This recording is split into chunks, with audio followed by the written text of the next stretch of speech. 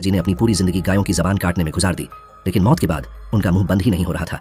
घर वालों ने कहा कि उनकी कोई इच्छा अधूरी रह गई है और उन्हें जल्दबाजी में नहीं दफनाना चाहिए, लेकिन मेरे ताऊजी ने इसे अंधविश्वास बताया और चाचा जी से दादाजी के मुंह पर गर्म तौलियां रखने को कहा। आखिरकार 4 तौलिए बदलने के बाद दादाजी का मुंह बंद तो हुआ, लेकिन वो टेढ़ा हो गया था। यह देखकर पूरा परिवार घुटनों के बल बैठ गया और विलाप करने लगा। अगली शाम जब दादाजी को अंतिम विदाई के लिए श्मशान ले जाने की तैयारी हो रही थी, तो एक पंडित की देखरेख में एक रस्म रखी गई ताकि हर कोई उन्हें आखिरी बार देख सके। लेकिन रस्म के बाद सबकी चीख निकल गई। दादाजी का मुंह पहले से भी ज्यादा फैल गया था। मैंने ऐसा नजारा पहले कभी नहीं देखा था। ताऊजी, अब हम क्या करेंगे? तब ताऊजी और उनके दोनों भाइयों ने आपस में चर्चा की और पुरानी योजना के अनुसार ही शव को ऊपर ले जाने का फैसला किया। उस रात गांव के हट्टे कट्टे जवान दादाजी की अर्थी उठाने के लिए आए। पंडित जी के आदेश पर चारों जवानों ने मिलकर जोर लगाया, लेकिन चाहे जो हो जाए वे उसे हिला तक नहीं पा रहे थे। मेरे पिताजी और उनके भाइयों के चेहरे उतर गए। उन्होंने अर्थी उठाने वालों को पहले ही शगुन दे दिया था। उन्हें उम्मीद नहीं थी कि वे काम से जी चुराएंगे, मगर उस वक्त वे अपना गुस्सा नहीं दिखा सकते थे। इसलिए पिताजी ने जल्दी से 4 और लिफाफे तैयार किए और उन चारों को थमा दिए। लेकिन हैरानी की बात यह थी कि उन चारों ने एक शब्द भी नहीं कहा। उनमें से एक बोला, बुजुर्ग गांव के बड़े हैं और हम 8 वफादार हैं। ऐसा हो ही नहीं सकता कि हम अपना पूरा जोर न लगाएं। बात सिर्फ इतनी है कि अर्थी बहुत भारी है। अगर आप हमें और लिफाफे भी दे दें तब भी हम इसे नहीं उठा पाएंगे। पंडित जी ने झट से मेरे पिताजी को एक तरफ बुलाया और पूछा, क्या मरने से पहले उनकी कोई इच्छा अधूरी रह गई थी? नहीं, पिताजी ने जवाब दिया। उनका हमेशा बहुत ख्याल रखा गया। उनकी कोई ऐसी इच्छा नहीं थी। इसके बाद पिताजी और उनके दोनों भाइयों ने काफी देर तक सोचा और अर्थी के पास जाकर बातें की, लेकिन बोझ कम ही नहीं हुआ। आखिरकार पिताजी अर्थी के सामने घुटनों के बल बैठ गए। पिताजी, अगर आपकी कोई ऐसी इच्छा है तो आप पूरी रात मेरे सपने में आए। अगर आप इस तरह जाने से इनकार करेंगे तो हम बेफिक्र नहीं रह पाएंगे। अजीब बात यह हुई कि जैसे ही वे झुके, अर्थी अपने आप ऊपर उठ गई। पिताजी को डर था कि कहीं स्थिति फिर से न बदल जाए, इसलिए उन्होंने जल्दी से सबको चलने का इशारा किया। रास्ते भर मैंने देखा कि पिताजी की सांसें अटकी हुई थीं। वे लगातार दादाजी की अर्थी को घूर रहे थे, मानो उन्हें डर हो कि दादाजी फिर से नाराज न हो जाएं। सौभाग्य से सब कुछ ठीक रहा और शव को दफना दिया गया। कब्र भरते समय घर के बड़ों ने हम बच्चों को पहले घर जाने को कह दिया। जब मैं घर पहुंचा तो मेरा गला भर आया और मैं रोने लगा। मेरी माँ ने जब यह देखा तो उन्होंने तुरंत मुझे एक तरफ खींचा और डांटते हुए कहा, याद रखना, अंतिम संस्कार के पहले दिन रोना मना है, वरना मरने वाले की आत्मा तुम्हें छोड़कर नहीं जा पाएगी। उस रात मैं उसी कमरे में सोया जहां मैं दादाजी के साथ सोया करता था। मुझे बार बार ऐसा लग रहा था कि वे अभी भी मेरे पास हैं और यह सोचकर मेरी आंखों में फिर से आंसू आ गए। लेकिन माँ की बात याद आते ही मैंने खुद को रोक लिया। क्या होगा अगर दादाजी मुझे छोड़कर न जा पाए? जैसे ही मेरी आंख लगी मैंने देखा कि दादाजी कमरे के अंदर आए। वे हमेशा की तरह मेरे बगल में लेट गए। उनका मुंह पूरा खुला था और चेहरा पीला पड़ चुका था। मेरा हाथ अब उनके मुंह के अंदर था। क्या मैं कोई सपना देख रहा था? क्या दादाजी सच में वापस आ गए थे? लेकिन उन्हें तो दफना दिया गया था। फिर उनका शव मेरे बिस्तर पर क्या कर रहा था? थोड़ी देर बाद ताऊजी भागते हुए वहां पहुंचे। जब उन्होंने दादाजी का शव देखा तो हंगामा मच गया। वो कौन बेगैरत है जिसने मेरे बाप की कब्र खोदी? फिर चाचा जी भी वहां आ गए। दादाजी का शव देखकर उन्होंने माथे पर बल डाला और ताऊजी से पूछा कि अब क्या करना चाहिए? अब और क्या कर सकते हैं? हमें भोर होने से पहले उन्हें फिर से दफनाना होगा। सोनू, गांव के मुहाने पर जाओ और चमन काका को बुला कर लाओ, लेकिन ध्यान रहे कि कोई और न जाग जाए। चाचा और पिताजी, हम तीनों मिलकर दादाजी के शव को वापस कब्र तक ले जाएंगे। मैंने अपने जूते पहने और गांव के मुहाने की तरफ दौड़ पड़ा। मैं बहुत तेज चल रहा था। मुझे डर था कि कोई हमें इस हालत में न देख ले। मैं लड़खड़ाते हुए चमन काका के घर पहुंचा और फुसफुसाते हुए पूरी बात बताई। सुनने के बाद चमन काका ने अपनी भौहें सिकोड़ी। वे अंदर से मिट्टी की एक बाल्टी लेकर आए और फिर हम साथ में दादाजी की कब्र की तरफ चल दिए। जब हम वहां पहुंचे तो ताऊजी और बाकी सब पहले से मौजूद थे।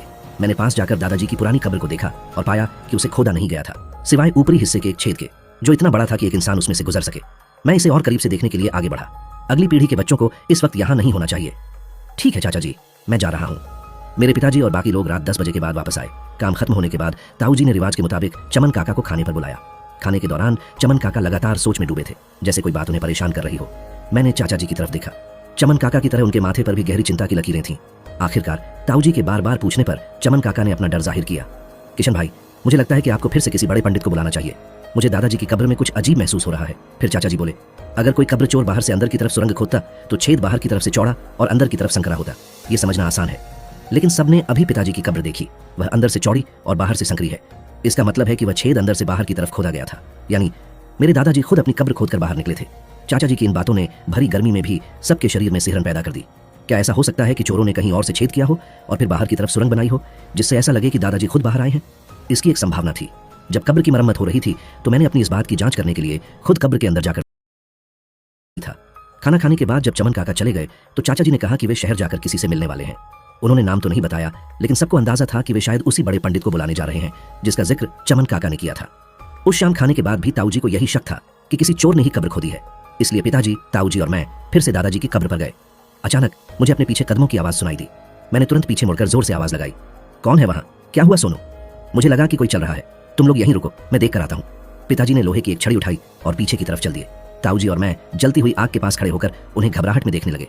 रुको, भागो मत, पिताजी अचानक दूर से चिल्लाए। फिर हमने देखा कि वे झाड़ियों के पीछे गायब हो गए। ताऊजी और मैं आग के पास बैठकर इंतजार करने लगे। करीब आधा घंटा बीत चुका था, लेकिन पिताजी वापस नहीं आए। मुझे चिंता होने लगी। मैं तुम्हारे पिताजी को ढूंढने जाता हूँ, अगर मैं आधे घंटे में न लौटूं तो तुम घर चले जाना। ताऊजी के जाने के बाद मैं उस कब्रिस्तान में बिल्कुल अकेला रह गया। अचानक दादाजी की कब्र से सरसराहट की आवाज आई। मैं तुरंत उसके करीब गया। क्या दादाजी फिर से कब्र खोद रहे थे? क्या वे दोबारा बाहर आने वाले थे? दादाजी, आपका पोता सोनू यहाँ है। दादाजी, अगर आपको कोई परेशानी है तो मेरे सपने में आकर बताइए। इस तरह बाहर आकर लोगों को मत डराइए। मैं जोर से रोया और वह सरसराहट बंद हो गई। मुझे लगा कि दादाजी ने मेरी बात सुन ली और रुक गए, लेकिन तभी अचानक वह आवाज फिर से शुरू हो गई। इस बार मेरे चिल्लाने का कोई असर नहीं हुआ। आवाज और भी तेज और डरावनी होती गई। आखिरकार आवाज थम गई। मैंने अपने फोन पर देखा। ताऊजी को गए हुए आधे घंटे से ज्यादा हो गया था और वे वापस नहीं आए थे। जैसा उन्होंने कहा था, मैं वापस जाने ही वाला था कि जैसे ही मैं मुड़ा तो देखा कि दादाजी की कब्र के ऊपर से एक सिर धीरे धीरे बाहर निकल रहा था, जिसका मुंह पूरा खुला था और चेहरे पर एक बेहद खौफनाक मुस्कान थी। मैं डर के मारे चिल्लाया और बेहोश हो गया। जब मेरी आंख खुली तो मैं अपने घर के बिस्तर पर था। मेरी माँ पास ही बैठी थी। मेरे दोनों चाचा दरवाजे के पास बैठे थे, लेकिन पिताजी वहां कहीं नहीं थे। मेरे पिताजी कहाँ हैं? मैंने पूछा। मैं कल रात उनके पीछे गया था, लेकिन सिर्फ उनके जूते मिले, वे कहीं नहीं मिले। जब मैंने तुम्हारे चिल्लाने की आवाज सुनी तो मैं वापस भागा। तभी रास्ते में मुझे ताऊजी मिले। नहीं, मुझे पिताजी को ढूंढना ही होगा। गांव के मुखिया ने पूरे गांव को पहाड़ पर तलाशी के लिए भेज दिया है। अब तुम मत जाओ, तुम उनकी इकलौती संतान हो। अगर तुम्हें कुछ हो गया तो मैं खुद को कभी माफ नहीं कर पाऊंगी। तभी एक अनजान अधेड़ उम्र का आदमी मेरे आंगन में दाखिल हुआ। चाचा जी उन्हें देखते ही स्वागत के लिए खड़े हो गए। पुराने दोस्त, आखिरकार तुम आ ही गए। मेरा आने का मन तो नहीं था, लेकिन मामला बहुत बढ़ चुका है। मैं मना कैसे कर सकता था? तलाशी बंद करवा दो, मुझे उन लोगों की जरूरत है। फिर उस अजनबी के कहने पर सब लोग दादाजी की कब्र की तरफ चल दिए। रामदीन बाबा बिना कुछ बोले कब्रिस्तान पहुंचे और दादाजी की पुरानी कब्र के चक्कर लगाने लगे। एक चक्कर लगाने के बाद उन्होंने गांव वालों से कहा, यहाँ सिर्फ 28 आदमी रुकें, बाकी सब घर चले जाएं। फिर उन्होंने कब्र के चारों तरफ लाल धागा बांधा और उन 28 लोगों को अपने मुंह में रखने के लिए तांबे का एक सिक्का दिया। अपनी हिदायतें पूरी करने के बाद वे दादाजी की कब्र के पास गए और बोले, बाबा, मैं रामदीन आपकी शरण में एक जान बचाने आया हूँ। अगर कोई गुस्ताखी हो जाए तो क्षमा करना। फिर उन्होंने तांबे के 6 सिक्के बिखेर दिए। रामनाथ जी, क्या वाकई आप अपना वंश खत्म करना चाहते हैं? अगर नहीं तो इस नौजवान को कोई शुभ संकेत दें। इतना कहकर बाबा ने फिर से सिक्के उछाले। जैसे ही सिक्के जमीन पर गिरे, बाबा तुरंत खुदाई करने के लिए नीचे झुके। इस बार उनके चेहरे के भाव थोड़े बदले और वे बड़ी मुश्किल से खड़े हुए। बाबा ने जैसे ही आदेश दिया, कब्र खोदो, सबकी सिट्टी पिट्टी गुम हो गई। जाहिर है किसी ने नहीं सोचा था कि ये सारी तैयारी एक कब्र को खोदने के लिए थी। चाचा जी का चेहरा उतर गया था और ताऊजी तो सख्त खिलाफ थे। वे बाबा पर उंगली उठाकर चिल्लाने लगे, अगर तुम नहीं चाहते कि तुम्हारा बेटा मारा जाए तो फौरन यह कब्र खोदो। ये सुनते ही ताऊजी और चाचा जी के होश ठिकाने आ गए और उन्होंने जल्दी से सबको खुदाई करने को कहा। 1 घंटे बाद मिट्टी की ऊपरी परत पूरी तरह हट गई और अंदर का ताबूत दिखाई देने लगा। कई लोगों ने मिलकर ताबूत के ढक्कन को खोला और जैसे ही सबने अंदर झांका, सबकी चीख निकल गई।